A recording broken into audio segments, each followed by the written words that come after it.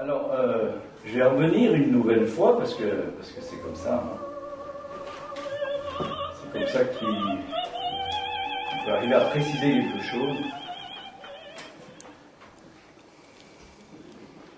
sur l'importance du langage. Alors, je reviens, pourquoi? Parce que c'est comme ça, on n'y pense pas du tout.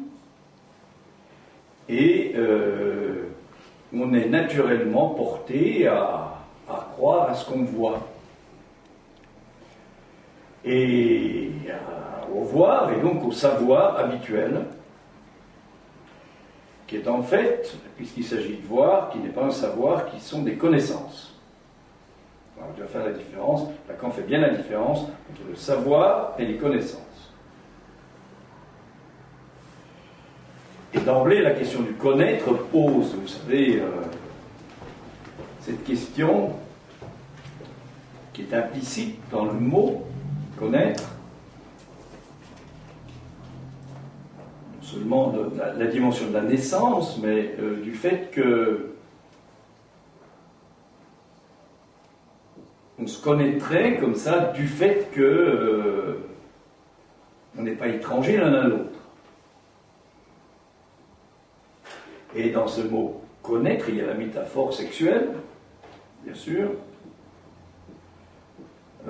et qui est bien sûr on va dire, qui rentre dans la structure du fantasme du rapport sexuel. Hein? On pourrait dire comme ça, a priori, qu'un homme connaîtrait une femme quand il a fait l'amour avec elle, ce qui n'est pas du tout évident. Voilà. Et puis qu'une femme connaîtrait un homme quand elle a fait l'amour avec lui, ce serait peut-être déjà plus conséquent de ce côté-là, mais il n'en reste pas moins vrai que ce que l'on essaie d'aborder, c'est-à-dire la dimension du savoir, c'est autre chose. Ne serait-ce que parce que ce que l'on essaie de définir, c'est l'existence d'un savoir qui ne va pas de soi, puisque il ne peut qu'exister à ce qu'avec Lacan nous appelons le discours analytique. Alors, et ce savoir, c'est le savoir inconscient. Vous savez que tout ceci est assez défini, calibré, on ne peut plus dire n'importe quoi. À partir de là, si on rajoute aussi que le discours analytique n'advient que du fait d'un lien particulier, d'un lien étrange, d'un lien nouvellement apparu avec Freud, au niveau de cette étrange articulation qu'on appelle le transfert, qui n'est pas le transfert sur quelqu'un, ça c'est de la vulgarisation, c'est pas le transfert sur le père, etc. Non, ça c'est des résistances, on dit là. Ça permet de penser. Donc c'est des résistances. La question du savoir et conscience, c'est le fait que il y a. Il n'y a pas besoin de le dire à celui qui parle. Il le sait, mais il ne sait pas qu'il le sait. C'est ça que ça veut dire. Il ne faut surtout pas lui dire, parce que si on lui dit des choses, il ne pourra jamais avancer dans cette direction. C'est-à-dire qu'il sait tout à fait bien, chacun d'entre nous, chaque être parlant, sait tout à fait bien ce qu'il a à savoir. Mais il ne sait pas qu'il le sait.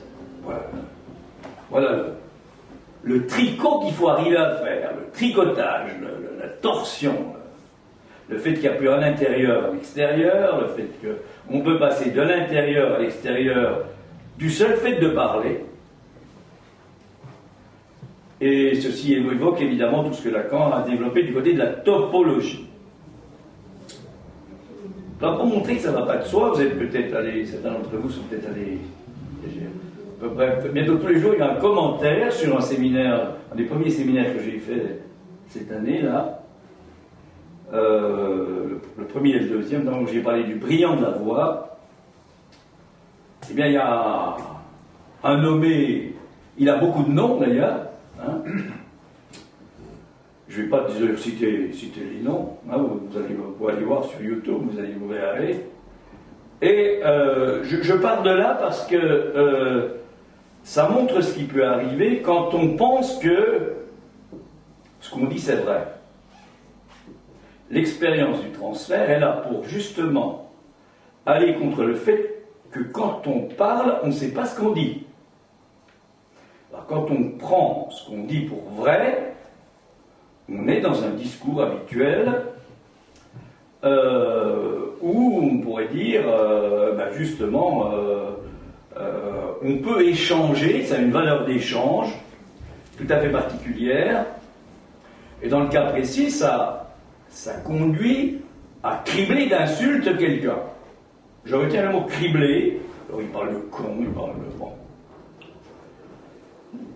Je prends cet exemple-là parce qu'on pourrait dire dans le registre psychiatrique qu'il est paranoïaque, ce qui est effectivement vrai.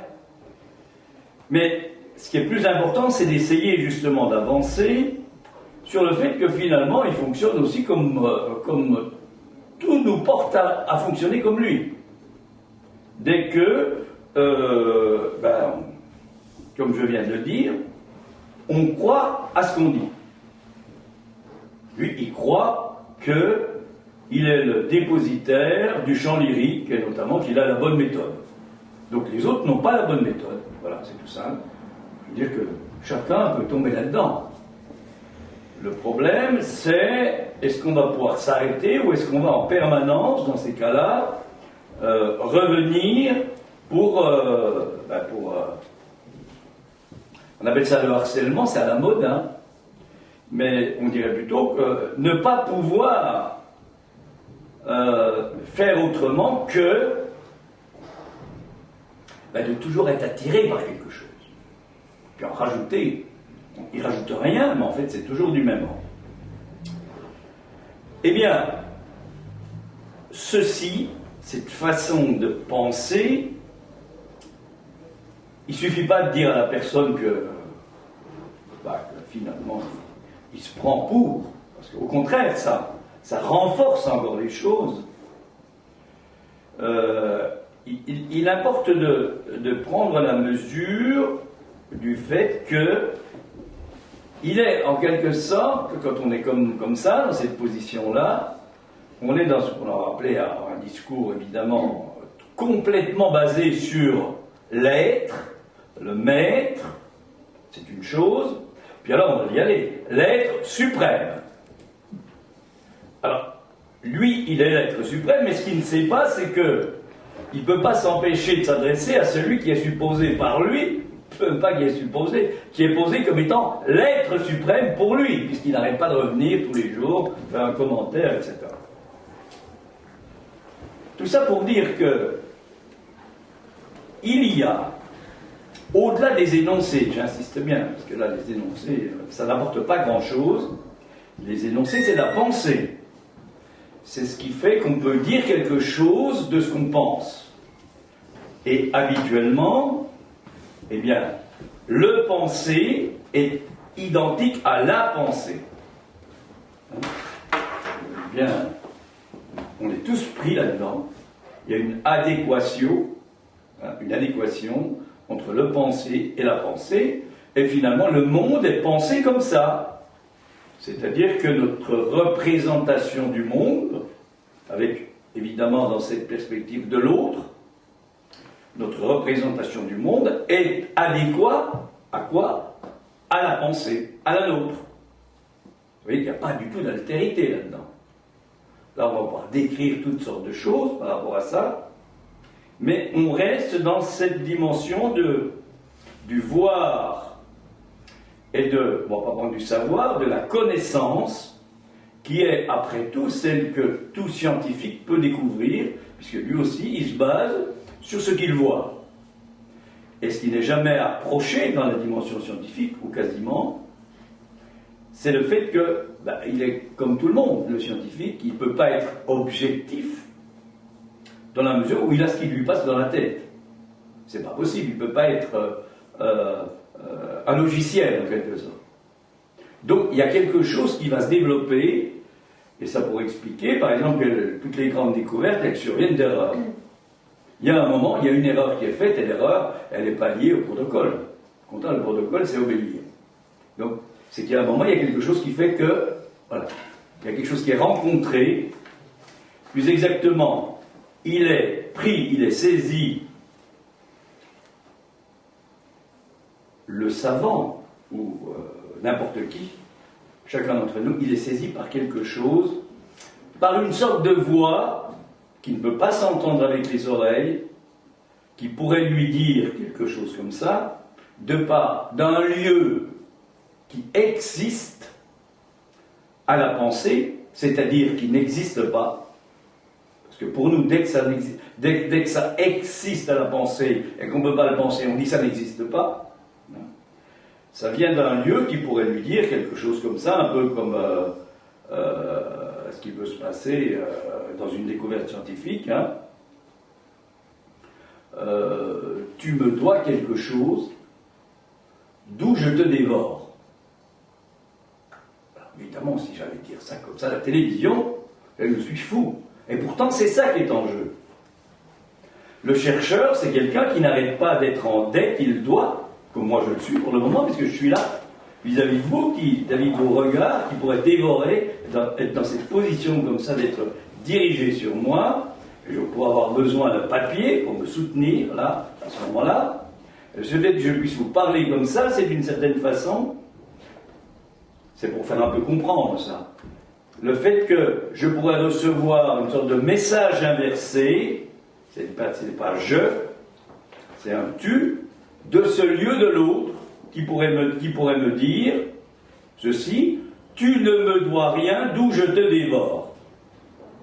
Et ça s'appelle la pulsion orale. Autrement dit, pour parler de la pulsion orale, il n'y a pas besoin de la représentation du corps, de la bouche, etc. C'est dans le langage. C'est ça que je voulais vous dire. Dès que l'on parle, on met en jeu quelque chose, sans le savoir, et ce quelque chose qu'on met en jeu, c'est quelque chose qui relève de la dimension du pulsionnel. Alors, ce monsieur ou ces messieurs-là qui se cachent sur Internet pour intervenir, comme ça, là, sinon on ne sait pas qui est-ce, hein, et puis c'est comme ça, hein, ça fait partie de la technologie, donc il faut bien les laisser faire. Ce qu'il ne sait pas, c'est qu'il est en train de développer beaucoup de choses, parce que c'est très intéressant d'être critiqué, finalement. Mais l'important, c'est le fait que il nous enseigne dans quelle mesure il est possible, quel que soit le contenu du savoir, hein, c'est pas de ça dont je parle du discours là. Hein, donc je suis plus dans le savoir, dans le fait de savoir qui a raison et qui a tort. Hein, il nous enseigne le fait que, je dirais, dès que nous parlons avec des mots, bien sûr, qui ont plus ou moins une valeur d'échange. Tout est basé là-dessus. L'important, c'est que c'est une valeur d'échange qui ne laisse pas l'autre du tout, d'ailleurs, pouvoir penser quoi que ce soit, qu'il soit d'accord. C'est ça qui est visé. Et c'est-à-dire qu'il faut que, si on continue un peu cette perspective-là, il importe que les mots utilisés soient criblés. Vous voyez le criblé d'injures qui arrive. C'est-à-dire que ça passe par des trous suffisamment conséquents pour qu'ils puissent avoir une valeur d'échange pour l'autre. Et cette dimension-là du discours, c'est celle que l'on peut appeler de l'universel du tout. Et il y a une chose qui va complètement au contraire de ça, c'est l'inconscient qui, lui, ne peut être que particulier. C'est-à-dire que l'inconscient ne peut en aucun cas relever d'un discours scientifique. Le discours scientifique vise avec ses petits, un discours du maître, discours universitaire, discours hystérique, si on prend les références de Lacan. Hein. Le discours, donc, le discours analytique, celui tout existe l'inconscient, ne peut en aucun cas relever cette dimension du tout. Hein, du tout, c'est-à-dire qu'on peut dire, à partir du discours analytique, c'est un enseignement du discours analytique, j'insiste bien, ce n'est pas les données analytiques transmises psychologiquement dont je parle. Ça n'a rien à voir avec ça. Les données analytiquement transmises sont du discours scientifique. Le stade oral, le stade machin, etc. Ça, c'est du discours scientifique. Hein. Il a fallu qu'on y passe pour avoir des diplômes, parce que ça ne pouvait pas être autrement. Mais ça, c'est du discours scientifique. Hein. Plus ou moins calé, mais ça vient ça. Le discours analytique, il est insaisissable. Hein. C'est ce que je vous ai dit dans la formule. Tu ne me dois rien, d'où je te dévore. Allez raconter ça, ça ne va pas aller bien loin. Bon. Eh bien, c'est une façon de parler hein, de cette chose, cette formule que Lacan dit avoir reçue de Claude Lévi-Strauss. L'émetteur reçoit du récepteur son propre message sous forme inversée. Puisque c'est un tu ne me dois rien, qui vient de l'autre, c'est donc bien un message inversé que je vais recevoir par le passage du tu au je. Donc je ne dois rien. Alors quand on se met à parler et qu'on voit l'importance des il faut, je dois, etc., on voit bien l'importance de cette référence-là à ce champ de l'autre, c'est-à-dire qu'on est en permanence pris dans le fait qu'on n'arrête pas de répondre, du moins c'est ce qu'on pense, hein. C'est ce qu'on pense, ou c'est ce qui nous soutient, hein. Parce que l'autre, évidemment, il ne dit jamais ça. Évidemment, il ne dit jamais ça, puisque l'autre, il n'existe pas. C'est nous qui le faisons exister. Et nous adresser ça. Mais l'autre, il ne dit jamais ça. Et pourtant, le seul fait qu'on soit pris là-dedans montre que c'est la vérité. Et vous voyez que la vérité, dans le cas présent, c'est celle du mensonge. Puisque, justement, l'autre n'existe pas, il ne peut pas nous dire ça, et pourtant, on est pris là-dedans. Vérité du fantasme, c'est-à-dire cette épreuve particulière de réalité. Je ne sais pas si je vais arriver soit à parler de la voix, comme je suis parti, mais je voulais annoncer ça parce que démarrer comme ça, parce qu'on est pris dans ce discours-là. Je crois que si on vient, notamment se mettre à parler, on ne va pas faire une analyse, se mettre à parler à quelqu'un qui va nous laisser parler, si possible, hein, eh bien, c'est parce qu'on a une sorte de, peut-être de pressentiment de quelque chose, une sorte d'intuition inconsciente, et qu'on ne peut pas le penser, du fait que, eh bien, quand on parle, on est seul, premièrement. On est seul. Même si on parle à quelqu'un d'autre, hein, on est seul, et qu'il peut parfois arriver, alors c'est ça la grande énigme, il peut parfois arriver que cet autre qui n'existe pas, puisqu'on parle seul, c'est ce que ça veut dire, hein. Quand je dis autre, hein, je vous rappelle, c'est grand A, c'est pas quelqu'un qui est là qui me cause, hein. C'est la structure du langage. L'autre, c'est la dimension du langage, hein. Donc, cet autre qui n'existe pas, ça ne veut pas dire qu'il n'existe pas au sens où il n'a pas d'existence. Ça veut dire que quand je pense, moi, eh bien, je ne peux pas arriver à le penser. Donc, je peux dire qu'il n'existe pas. C'est ça que ça veut dire. Vous voyez, toutes les formulations de Lacan sont toujours très ambiguës, parce qu'évidemment, on pourrait dire, hein, comme la femme n'existe pas. On reviendra là-dessus. Donc, primo, importance du langage. C'est ça, c'est là-dessus que ça part, parce que c'est à partir de là que apparaît ce lien social nouveau, au début du 1900, on pourrait dire à peu près, quoi, au début du XXe, fin du XIXe siècle, avec Freud, qui l'a plus ou moins bien repéré, hein, c'est pas évident du tout, c'était pas évident pour lui. Et ce qu'il a pu repérer, lui, c'est ce discours particulier qu'on peut expliquer. Il s'est débrouillé pour essayer d'expliquer ce discours particulier qu'il pouvait recueillir plus exactement ses connaissances, là si je reprends ce que je disais tout à l'heure, ses connaissances sexuelles qu'il pouvait recueillir, voyant quoi, c'était pas Internet, mais il a trouvé immédiatement des adversaires, parce que quand on rencontre des adversaires, ça veut peut-être dire que justement ce qu'on dit a un certain intérêt. Il a rencontré des adversaires qui évidemment ont tout retourné les choses de travers, bien sûr. Puisque c'est ça, l'adversaire, c'est celui qui fait verser ce qui lui arrive dessus, autrement. Pour ne pas le rencontrer, au sens où s'il le rencontrait, peut-être qu'il y a quelque chose qui pourrait le faire, lui faire toucher du doigt autre chose. Alors, ce discours-là, c'est cette façon de présenter les choses habituelles. Hein? Si j'ai fait référence à ceci, c'est pas spécialement pour défendre mes positions. C'est pour dire qu'on est tous pareils, mais plus ou moins. On est tous pris dans ce crible particulier, pour autant que les mots ont une définition, c'est-à-dire que, qu'est-ce que c'est qu'un crible? Vous savez, c'est un trou. C'est un trou qui permet que certaines choses passent et d'autres ne passent pas. Donc on nous a appris la définition des mots, c'est-à-dire à ce que ça puisse passer dans les trous. Tel ou tel mot veut dire ça, c'est-à-dire qu'il peut passer dans tel trou et c'est aussi valable pour l'autre. Le dictionnaire, c'est ça, c'est d'une certaine façon.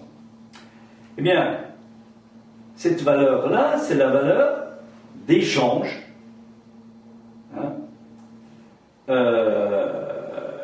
Et se pose la question, c'est ça la découverte de Freud, de savoir s'il n'y a pas autre chose, une autre type de valeur. C'est ça le fond, on pourrait dire, ce qui est en jeu. Et lorsque quelqu'un accepte, on va dire, le jeu de se mettre à parler, ce qui est à l'horizon de ça, c'est que ce qui compte, c'est pas la valeur d'échange, c'est la valeur d'usage. Voilà. Alors, habituellement, on est dans la pensée qui dit que on use de quelque chose pour échanger, on use des mots pour échanger, pour comprendre, pour se faire comprendre. Et ce que je suis en train de dire, c'est que la valeur d'usage n'est pas sous la direction de la valeur d'échange. Voilà, ça ne marche pas comme ça, en fait. Ou quand ça marche comme ça, eh bien, c'est le discours habituel, on va dire le discours psychologique, pour le discours médical, philosophique, etc. Philosophique aussi, bien sûr. Philosophique aussi. C'est pas du tout dire du mal des philosophes. Je parle de discours. Tel que Lacan en parle. Je vais pas redéfinir, ça c'est compliqué. Mais on est pris naturellement dans ce type d'échange. Et on use de quelque chose pour échanger. Même on en abuse. Alors que l'important, ce à quoi peut conduire le fait de parler, de venir parler, c'est que les mots, en quelque sorte, dont on va user, alors avec toutes la difficulté qu'on peut rencontrer par rapport à certains mots qui vont nous faire penser à d'autres mots, c'est le fait que on sculpte en quelque sorte un espace et un temps qui, justement, ne sont pas ceux de cet espace cet espace criblé que l'on connaît bien. Ou du moins, qu'on a bien appris à connaître de par nos études, par exemple. Celui de la mécanique grecque, ça existe depuis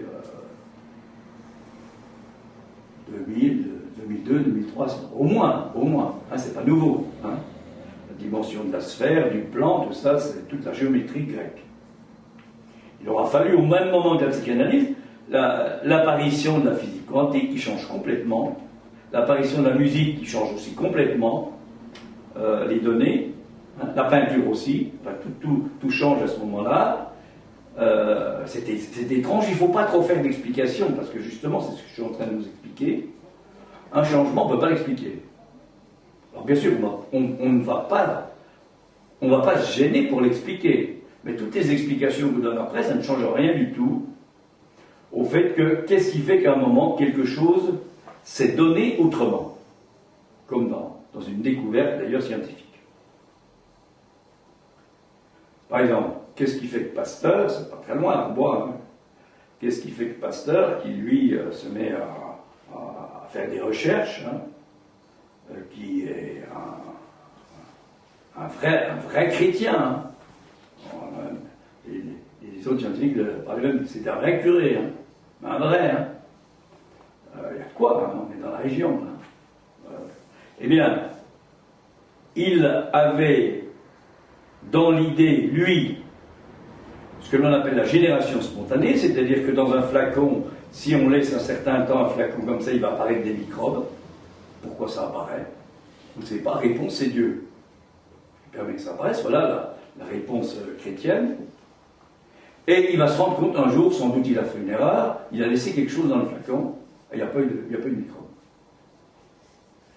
Voilà, typiquement, et à partir de là, il en a déduit un certain nombre de choses, que je veux dire que ça montre à quel point quelque chose de nouveau peut apparaître. Alors, pourquoi il a fait ça? Ça c'est toute la question, mais ça le concerne lui. Hein. Néanmoins, quelque chose de nouveau va apparaître, à partir de quoi un certain nombre d'éléments vont être développés. Et donc, cette dimension, madame, d'un discours, on fait intervenir Dieu. Hein. Dieu, ça peut être l'écologie. Hein. Dieu, c'est pas spécialement, hein, c'est ce qu'on voudra. Hein. Il ne faut pas croire que Dieu, c'est spécialement celui qui est je ne sais pas où. Là, hein. Je dis l'écologie, pourquoi pas. Hein. Ça peut être la politique, ça peut être ce qu'on voudra. Hein. Ça peut être la psychanalyse, d'ailleurs. Exactement pareil. Ça peut être la musique. Celui dont je parle, là, ben, c'est la musique. Lui, c'est tout. Lui, c'est tout comme il faut faire. Eh bien, vous voyez, Napoléon, il se prenait pour... il croyait en Napoléon, il se prenait pour Dieu. Eh bien, dès qu'on est... On est dans cette dimension de l'être, ça c'est la dimension de l'être, on se met à parler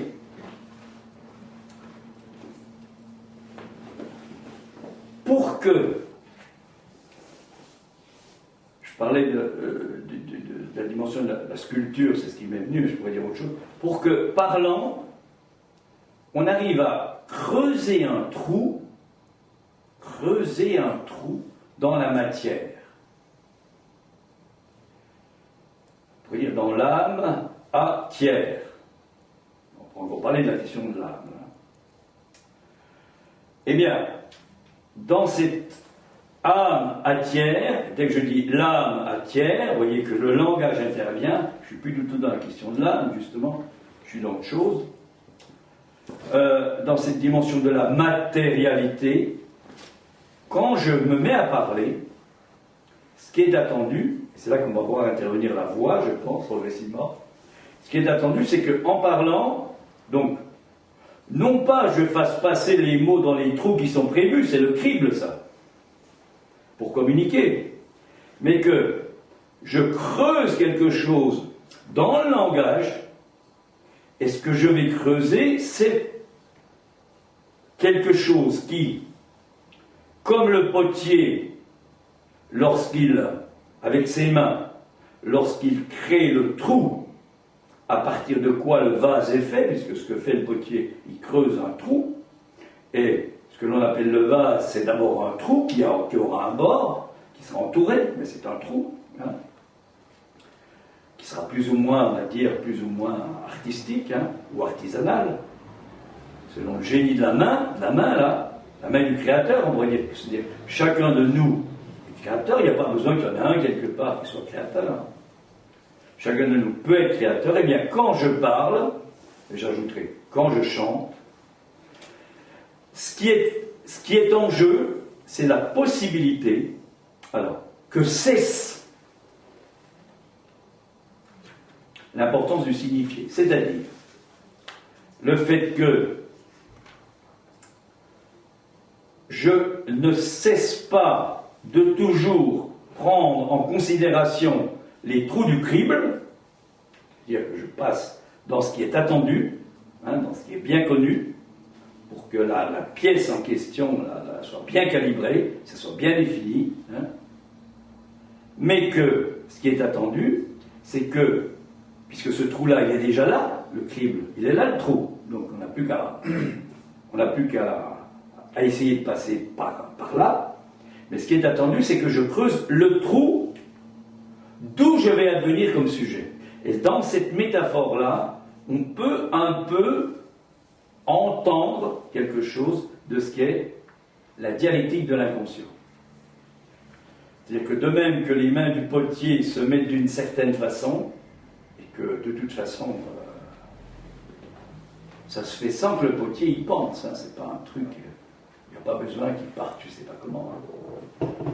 Eh bien, de la même façon, parlant, à un certain moment, quelque chose va faire que,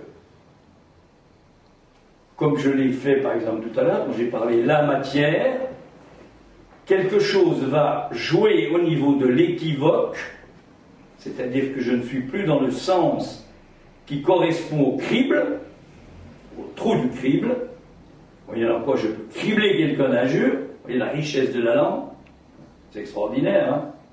Il faut trouver exactement le trou qui convienne, hein, et le trou qui est connu, hein. Mais il y a la possibilité, d'une part, que cesse ce fonctionnement-là, évidemment ça ne va pas cesser comme ça pendant longtemps, il suffit d'un instant où ce fonctionnement-là du crible disparaisse pour que, si ça advient, et on ne pourra en dire quelque chose que dans l'après-coup, ce qui nous fait parler du futur antérieur, c'est pour autant que ça aura été que je peux le reconnaître. Je ne peux pas le reconnaître avant, parce qu'autrement je suis dans la dimension du trou et du crible, c'est-à-dire que je pense, et plus je pense, plus je censure, donc moins je peux, à l'instar du potier, creuser quelque chose dans la matérialité du langage pour faire apparaître quoi? Ce qu'on appelle le signifiant. Et là, un peu, quelque chose nous revient un peu, juste quelque chose, comme ça, on peut tout d'un coup être touché par quelque chose, qui est cette formule de Lacan, le signifiant présente le sujet pour un autre signifiant. On n'est pas du tout dans le sens et dans le signifiant. Alors, encore 5-10 minutes. Alors, du coup, ça va nous ramener à la voix, quoi, au chant et à la voix,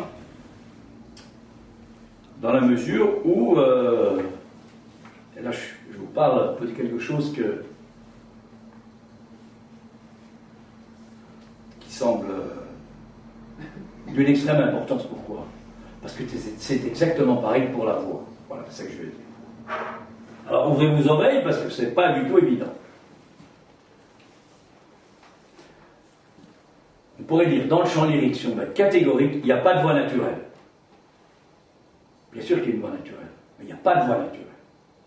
C'est la voix que vous avez quand vous chantez, comme ça, la voix que j'avais avant quand je chantais, je m'appelle une voix naturelle, alors qui est plus ou moins développée, hein, on est d'accord, hein. Eh bien celle-là, elle ne marche pas dans le champ lyrique. Voilà. Autrement dit, pour arriver à chanter dans le lyrique, c'est ça l'importance de ma découverte, moi, après une analyse, que c'est venu après ma psychanalyse, toute cette affaire-là, bien sûr. C'est pour ça que je peux dire quelque chose, je pense, de ça. C'est que je peux parler du crible, dont j'ai essayé de parler tout à l'heure, hein, des souvenirs d'enfance où j'assistais à quelque chose, là. Je n'ai pas retrouvé le mot, là. Vous savez, il y a ces machins, là, je ne sais plus comment on faisait, là, avec la graine qui passait dans un espèce de tamis, et on voyait, il y avait de l'air qui enlevait, comment ça s'appelle ce truc? L'ivraie. Pardon? Séparé de graines d'ivraie. Oui, mais comment ça s'appelle cette opération? C'est une machine toute simple, hein? Battre. La batteuse? Non, non, c'est pas la batteuse. En fait, c'est autre chose. Non, non, c'est pas la batteuse. Non, non. C'est pas le son du. Alors, eh bien, il y avait un tamis qui bouge comme ça, mais c'est pas la batteuse, c'est encore autre chose. Après, on repassait après, moi, chez mes parents, ils ramenaient les saches après, et puis on faisait ça après. Donc il y avait déjà ça dans la batteuse, mais après on faisait ça, puis il y avait un peu de, je dirais un peu de débris qui volaient comme ça. Et moi, je me rends compte que je suis resté comme ça un temps fou de regarder ça, je me savais évidemment pas pourquoi. Mais c'est de ça dont je parle aujourd'hui. Autrement dit, je peux dire qu'à ce moment-là, peut-être que si j'avais pu dire quelque chose, évidemment c'était pas le moment tellement, eh ben, il aura été quelque chose. Et c'est maintenant que je dis. Eh bien, je reviens là, dans cette expérience du chant, quand il n'y a pas de voix naturelle, c'est catégorique, évidemment, elle existe la voix naturelle. Mais l'importance de la voix lyrique et de la voix de l'opéra, et ça se différencie alors de tous les trucs qui se passent actuellement avec les sonos, parce que les sonos, ben, c'est fait pour des gens qui justement n'ont pas de voix, par définition. Une espèce de prothèse comme ça, là, qui font, en plus ils ne savent pas chanter, donc ils hurlent. Il n'y a pas d'autre solution. Et puis évidemment, comme on est tous criblés pareil, ben, dans la salle tout le monde hurle. C'est ça le crible. Vous voyez, ça va loin. Hein. Et ça peut aller effectivement à toutes sortes de décharges. C'est pas lié spécialement à l'agressivité des gens. C'est simplement qu'on a des espèces de trucs en nous, des espèces de fantasmes comme ça, aussi bien racistes qu'autre chose, dans tout ça, hein, qui font que il suffit comme ça qu'il y ait une certaine ambiance pour que ça apparaisse. Alors je reviens, parce que je ne vais quand même pas m'arrêter avant d'avoir dit un mot là-dessus. Ce que l'on découvre, alors, il y a aussi une technique, hein, ça ne se fait pas comme ça, il faut trouver quelqu'un, c'est comme une analyse. Il faut trouver quelqu'un avec qui ça puisse marcher, cette affaire-là. Il n'y en a pas beaucoup en France. Voilà. Je suis bien placé pour le savoir. Hein. Je vous en dirai pas plus. Eh bien, c'est pour autant que, de même que quand je parle, évidemment les sons sont formés d'une certaine façon, avec l'air que j'expire, puisque je parle sur l'expiration, j'inspire et je parle, c'est pareil quand je chante, hein, le son il est fait sur l'expiration. Hein. Eh bien, de la même façon, on peut dire que,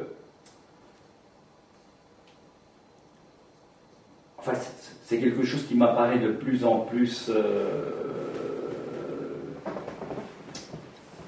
vraisemblable, qu'il y a une grande proximité entre le fait de parler et le fait de chanter. Il y a une grande proximité si on aura pu un jour sortir du crible. Voilà. Et l'inconscient, c'est ça, c'est le moment où on sort du crible. Alors tout ce que je vous dis là, je ne l'ai pas pensé, hein, c'est maintenant que ça cogite, là, pendant que je vous parle, et que je réponds à cette interrogation qui vient de vos regards portés sur moi.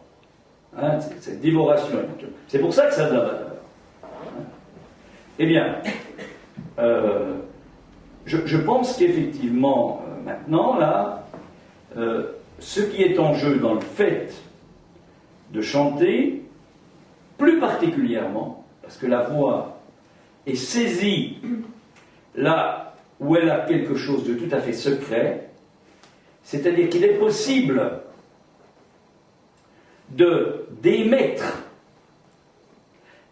des sons qui correspondent à des harmoniques. Alors on y va, qu'on ne savait pas qu'on pouvait produire. Ça ne veut pas dire que c'est l'inconscient. Néanmoins, quand ces harmoniques sont produits, je vous garantis qu'on ne s'endort pas en écoutant quelqu'un. C'est pas le charme, hein, ni le charmoil, c'est pas le charme, c'est autre chose qui est en jeu. C'est le fait qu'il y a possibilité, de par cette voix qui est trouvée, comme le trou dont je parlais tout à l'heure, qui est creusé, comme celui que creuse le potier. Le potier, lui, il va créer quelque chose. Et on sait par exemple que, il y a des expériences, je ne sais plus, j'ai lu ça récemment, là, qui vont très très loin là, dans l'histoire, que quand on fabriquait notamment des objets particuliers comme ça, en entendant de la musique ou pas, c'était pas les mêmes choses qui étaient faites. Alors là, on dérive rapidement sur le discours scientifique. On explique les fréquences, etc. C'est pas de ça dont je parle. Même si on pourrait l'expliquer aussi comme ça. Eh bien, quand je parle, vous entendez les harmoniques là, puis je peux les faire entendre encore plus si je respire vraiment comme quand je chante. C'est-à-dire, si je fais ça,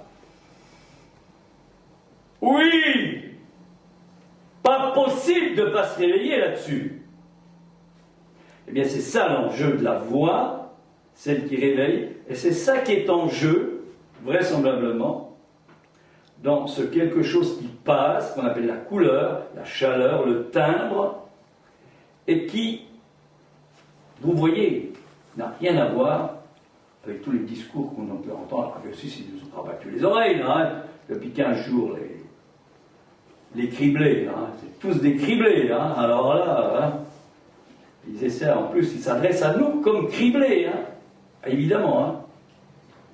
Puis alors ils vont avoir peur, parce que c'est dimanche que ça se décide. Hein. Bon, eh bien, ce qui est attendu, là, en fait, quand je parle, ce qui est attendu, si je viens parler, si je rencontre quelqu'un qui me permet de découvrir ces harmoniques dont je parle, là, ce qui est attendu, c'est que je puisse répondre à une question, la même que tout à l'heure, quand je vais être face au public, je vais chanter, et qui sera la même, hein, à savoir, non pas que je dois quelque chose au public, mais tu ne